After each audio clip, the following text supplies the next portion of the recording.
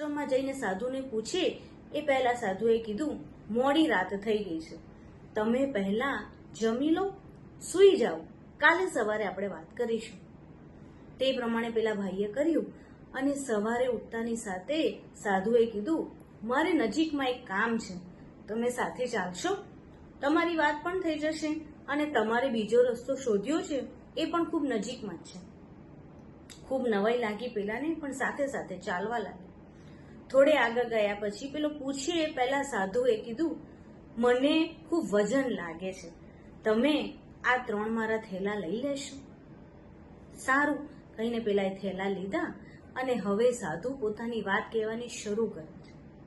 સાધુ કહે છે, જ્યાં સુધી તમે તમારું સારું થાય છે, બીજાનું ખરાબ થાય છે, આ દેખાદેખી કર્યા કરશો, જેલસી અનુભવશો, ત્યાં સુધી તમારી પ્રગતિ ક્યારેય નહીં.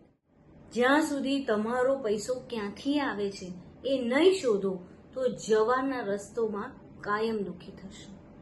અને જ્યાં સુધી તમે આ વિચારોમાં ફર્યા કરશો ત્યાં સુધી દુઃખ તમારી સાથે સતત ફરતું રહેશે. આટલું બોલી તેમણે પોતાનો થેલો પેલા ભાઈ પાસેથી ઉતરાઈને પોતે ઉપાડી લીધો અને કીધું, જુઓ ભાઈ, હવે ચાલવામાં સરળતા રહે છે ને? જેવી રીતે આપણી પાસે વસ્તુઓ વધારે હોય તો ચાલવામાં તકલીફ પડે, એવી જ રીતે આપણા શરીરમાં, આપણા મનમાં જો વધારે પડતો ભાર હોય ને તો એ પણ જીવન જીવવામાં તકલીફ અનુભવે છે. સમજ્યા?